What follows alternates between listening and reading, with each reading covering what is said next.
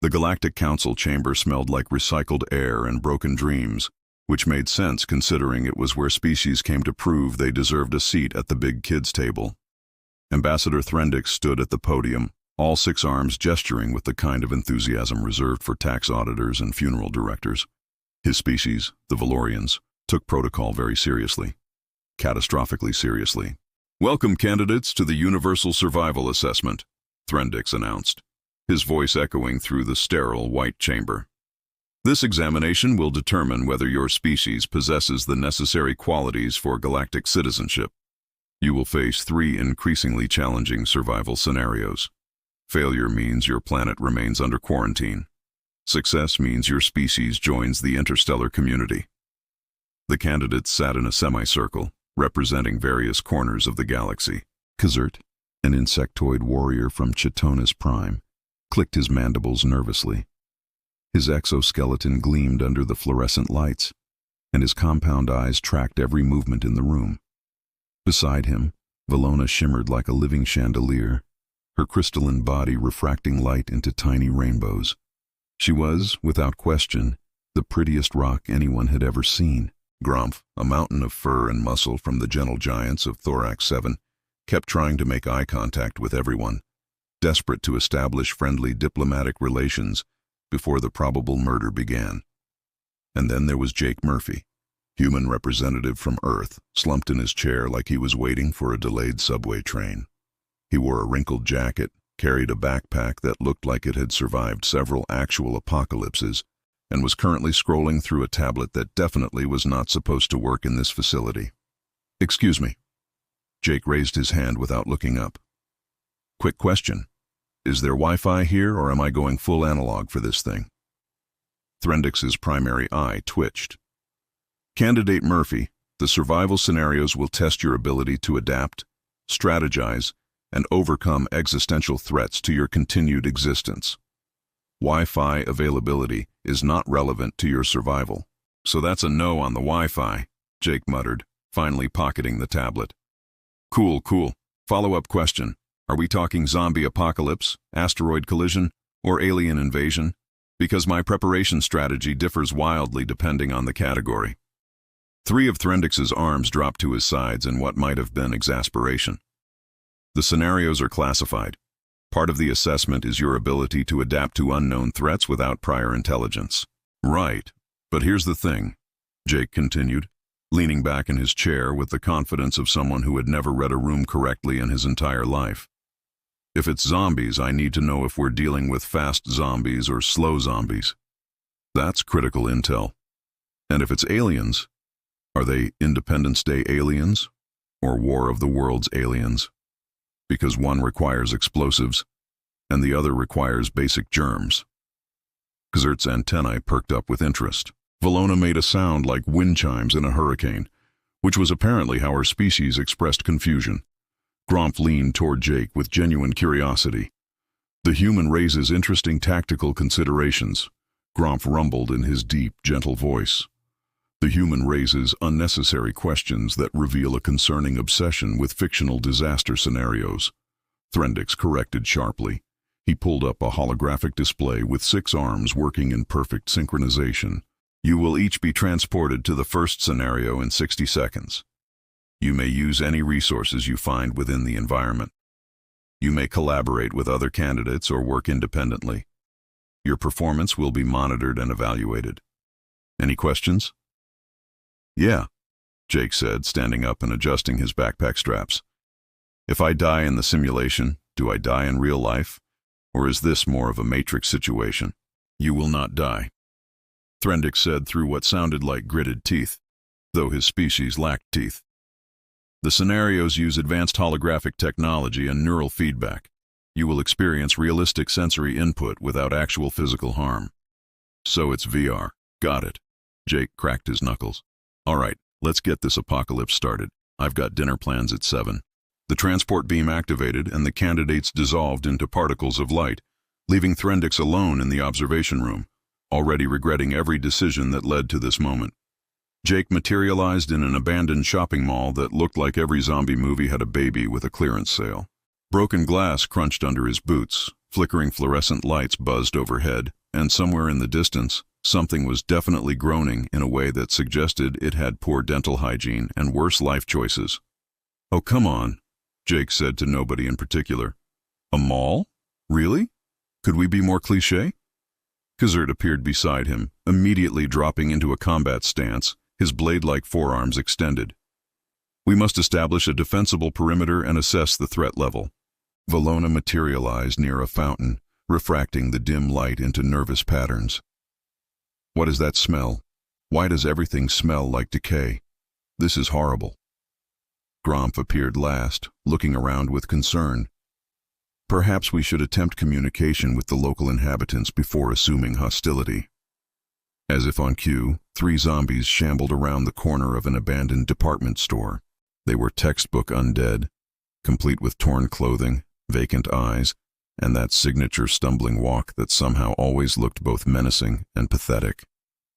"Greetings, friends," Gromph called out, raising one massive paw in a peaceful gesture. "We come in peace and wish to establish diplomatic relations." The zombies moaned and accelerated to a slightly faster shamble, which was apparently zombie for, "We're going to eat your face now." "Right," Jake said, already walking toward a sporting goods store. "Yeah, that's not going to work, big guy. These are definitely the eating type, not the talking type." Coveted charged forward with a battle cry, his exoskeleton gleaming as he prepared to slice the zombies into component parts. "I shall defend our position with honor and precision." "Or," Jake called out while casually picking up a baseball bat, "you could just not waste energy on 3 zombies when there are probably 300 more in this mall." He grabbed a portable speaker from an electronics display and a handful of batteries. "Anyone know how to make noise in a strategic location that isn't where we're standing?" Valona shimmered with confusion. "Why would we attract more of those things?" "Because," Jake explained, setting up the speaker near the opposite end of the mall, "zombies are really stupid. They follow sound. So if we make sound over there, they go over there. Then we go the opposite direction and barricade ourselves somewhere with only one entrance. Basic physics meets basic horror movie logic." He activated the speaker, which began blasting what sounded like elevator music at maximum volume. Within 30 seconds, dozens of zombies began shambling toward the noise from various corners of the mall, completely ignoring the candidates. Coveted stood frozen, his combat stance slowly deflating. "That is not honorable combat." "No," Jake agreed, leading the group toward an administrative office with a single reinforced door. "But it is effective laziness, which is way better than honorable death." In the observation room, Threndix watched his monitors with mounting disbelief. His species had designed this scenario based on the most challenging survival situations in galactic history. The zombies were programmed with advanced hunting algorithms. The environment was optimized for maximum threat density. The human had defeated it with a speaker and shopping mall acoustics in under 5 minutes. "This is not protocol," Threndix muttered, making frantic notes with 4 arms while the other 2 held his head in distress. Back in the simulation, Jake was barricading the office door with filing cabinets while humming something that sounded suspiciously like a television theme song. Gromph helped move furniture, still looking slightly guilty about not attempting more diplomacy with the zombies. "So," Jake said cheerfully, "anyone want to bet on whether Scenario 2 is the asteroid or the alien invasion?" "I'm thinking asteroid, but I wouldn't put it past these council folks to go straight for the invasion just to mess with us." Valona made her wind chime sound again. "How are you so calm? We were nearly consumed by reanimated corpses." "Nearly is doing a lot of heavy lifting in that sentence," Jake replied. "We were fine. Those zombies couldn't have caught us if we were crawling backward." He paused. "Which, fun fact, is actually a survival strategy I read about once. Zombies have terrible depth perception. The scenario dissolved around them, replaced by a blinding white light that resolved back into the transport chamber. A holographic Threndix appeared, looking like he had aged several years in the past 20 minutes. "Congratulations," he said flatly. "You have survived Scenario 1. Prepare for Scenario 2. Jake gave a thumbs up. "Bring on the space rock." The second scenario materialized as a cramped spacecraft that smelled like burnt circuits and desperation.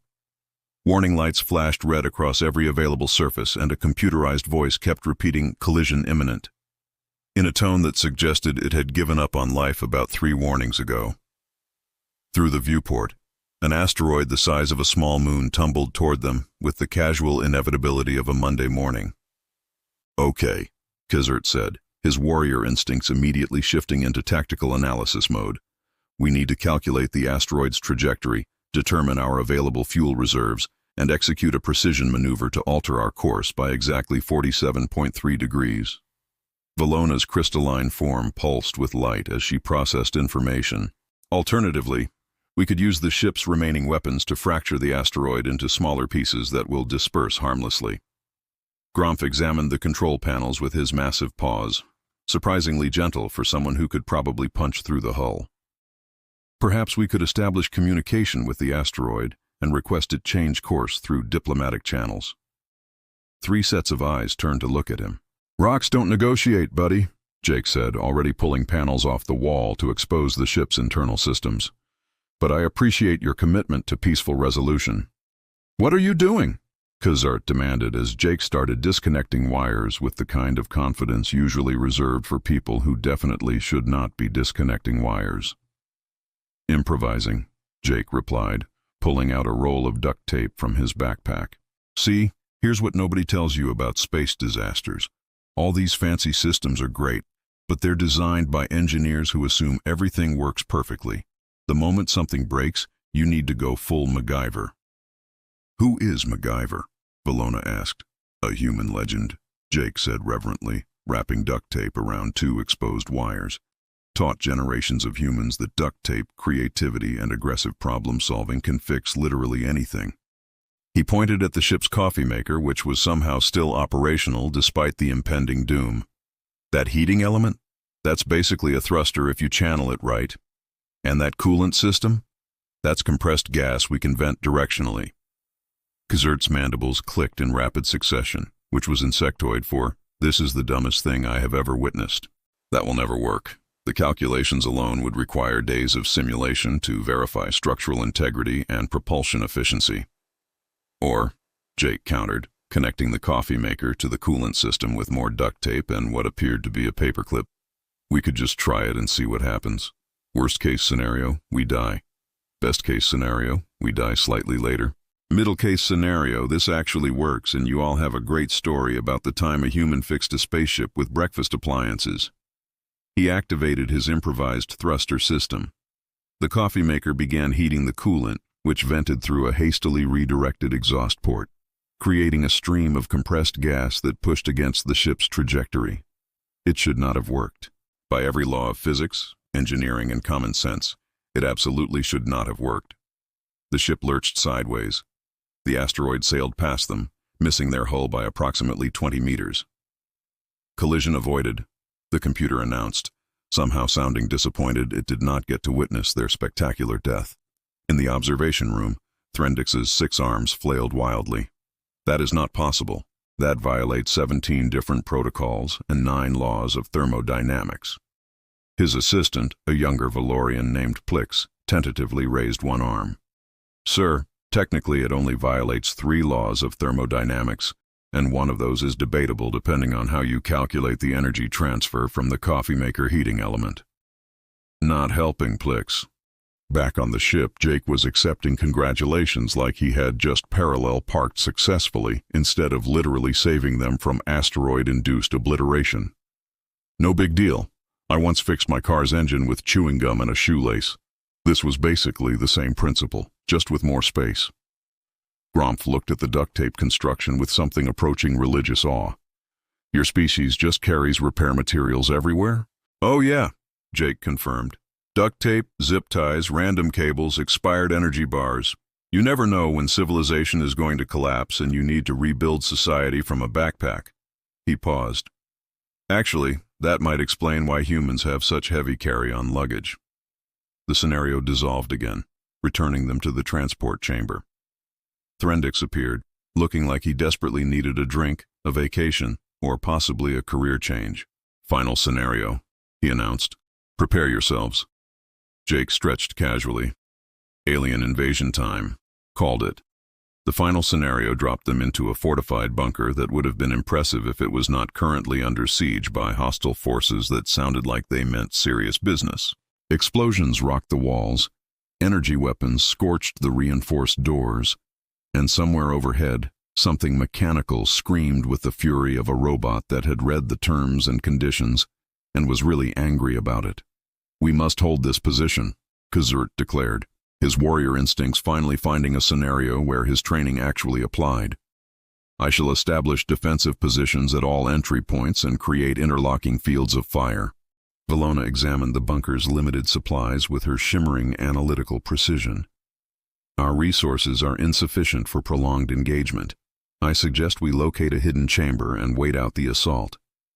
Gromph looked at the reinforced door with hope.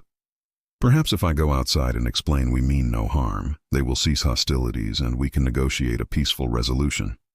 "Absolutely not," Jake said, already rummaging through storage lockers and pulling out random equipment. "That's how you get vaporized in the first 5 minutes of an invasion movie." "This is not a movie," Kazurt pointed out with admirable patience considering the explosions. "Everything is a movie if you have the right attitude," Jake countered, assembling what appeared to be a booby trap using wire, a motion sensor, and something that looked suspiciously like it came from a kitchen. "Okay, here's the deal with alien invasions. They always assume they are the smartest things in the room because they have fancy technology and superior firepower." Another explosion rattled the bunker. The doors were definitely not going to hold much longer.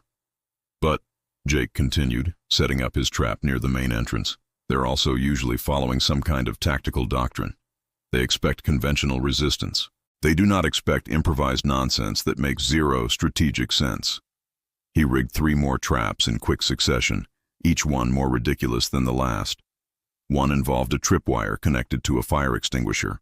Another used reflected light from Valona's crystalline body to blind motion sensors. The third was just a bucket of miscellaneous metal parts positioned to fall loudly and create a distraction. "This is your defense strategy?"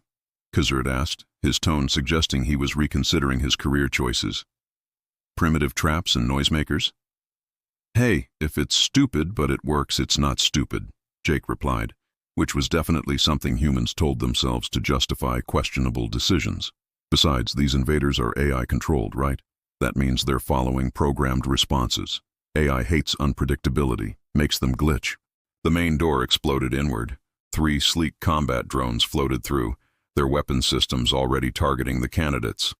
They moved with perfect tactical precision, covering angles and advancing in textbook formation. Then the first drone hit Jake's tripwire. The fire extinguisher exploded in a cloud of chemical foam, coating all 3 drones and temporarily disabling their sensors. While they recalibrated, the bucket of metal parts crashed down, creating enough noise to trigger their audio targeting systems, which now identified 17 different threat vectors that did not actually exist. The drones opened fire on empty air while Jake and the others simply walked around them through a side corridor. "This is not honorable combat," Kazurt said, though he sounded less convinced than before. "No," Jake agreed cheerfully, setting up another trap in the next corridor. "But it is hilarious, which counts for something." For the next hour, they played the most elaborate game of keep away in galactic history. Jake kept rigging ridiculous traps that should not have worked, but absolutely did. He used psychological warfare by playing annoying sounds through the bunker's intercom system. He exploited the drone's programming by creating false heat signatures using the bunker's climate control system. At one point, he literally just drew scary faces on the walls to mess with their visual recognition software. It was chaos. It was stupid. It absolutely should not have been effective. The drone's tactical AI began showing signs of what could only be described as frustration, which was impressive considering they were machines. Their formations became erratic. Their targeting solutions took longer to calculate. One drone actually stopped moving entirely, apparently trying to process why the humans kept humming theme songs from ancient Earth television programs. In the observation room, Threndix had given up on maintaining professional composure.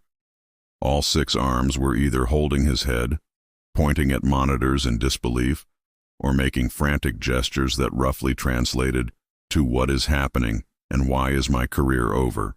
The human is defeating military-grade AI with cartoon physics and duct tape, Plix observed helpfully.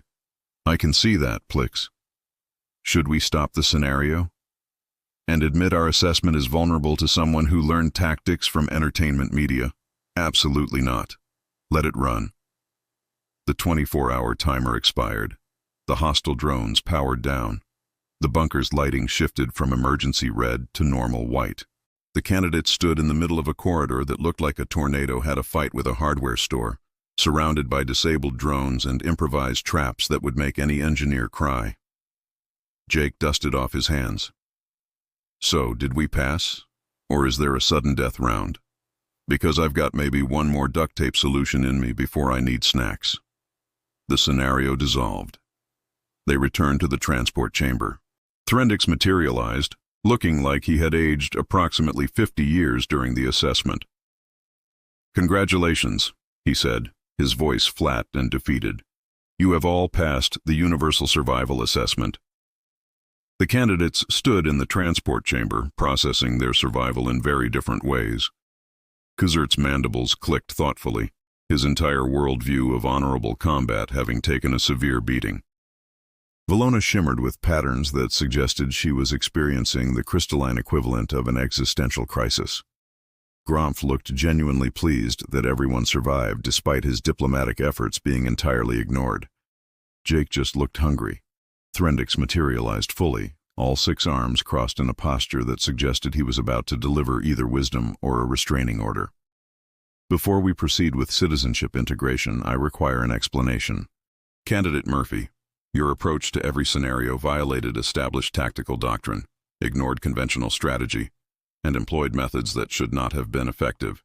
Yet you achieved optimal outcomes with minimal resource expenditure and casualties.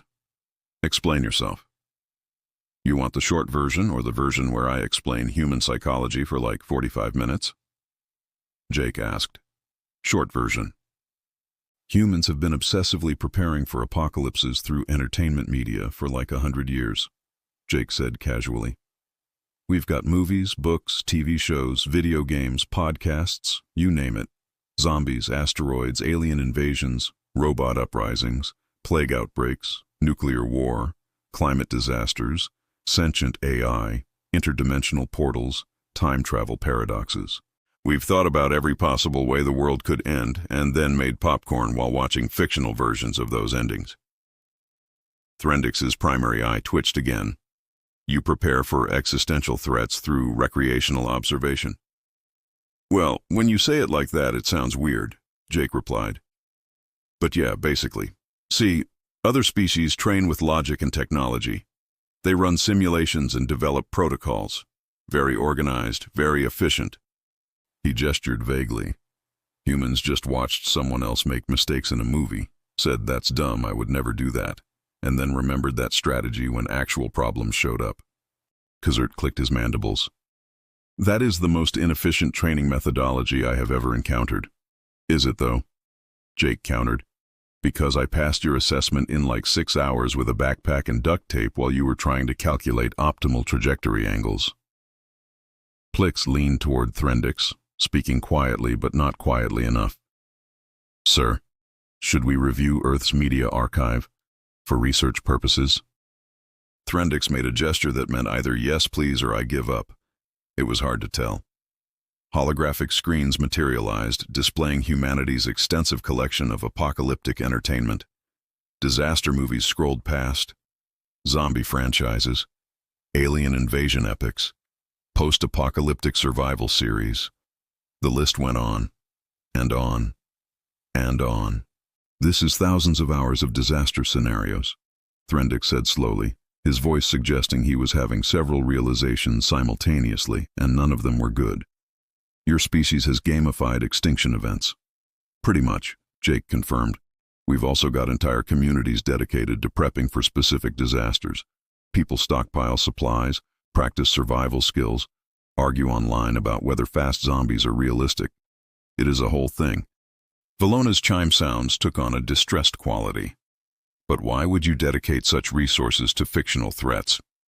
Because, Jake explained with the patience of someone who had definitely had this conversation before, Humans are really good at two things: pattern recognition and paranoia. We see a problem, imagine worse problems, then prepare for those imaginary worse problems. By the time a real problem shows up, we've already practiced 17 fictional versions of it. Gromf rumbled thoughtfully. So your survival strategy is essentially elaborate anxiety preparation. I mean, yes, but that sounds way less cool than tactical media analysis and applied pop culture knowledge. Jake pulled a protein bar from his backpack and started eating it.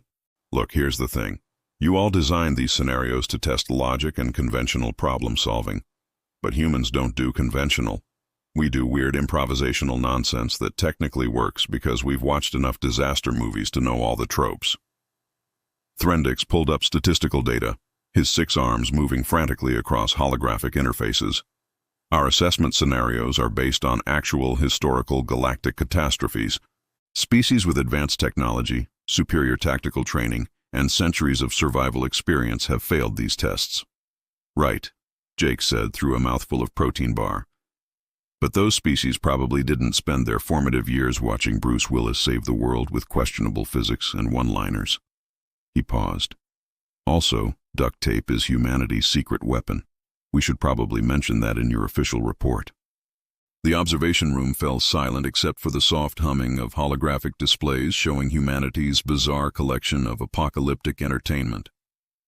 Threndix looked at the data, then at Jake, then back at the data, clearly trying to reconcile how a species that prepared for disaster through recreational panic had just defeated assessment scenarios designed to challenge the galaxy's best.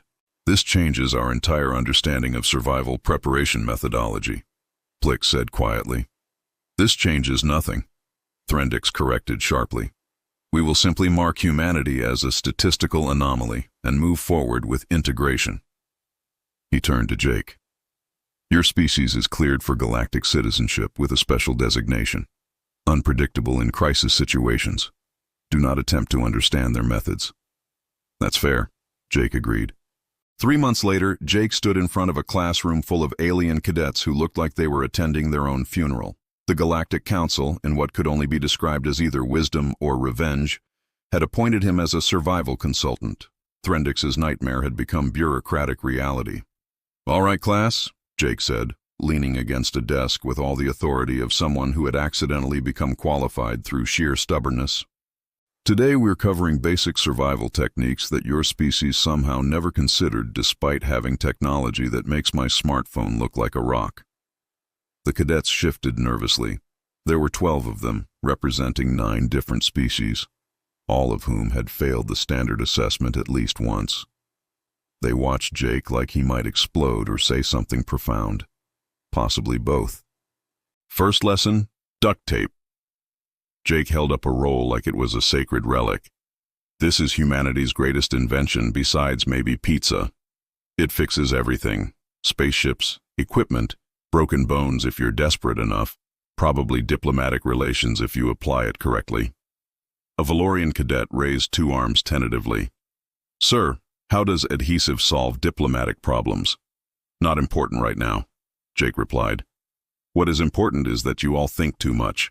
Your species have these amazing analytical abilities, advanced education systems, centuries of tactical training.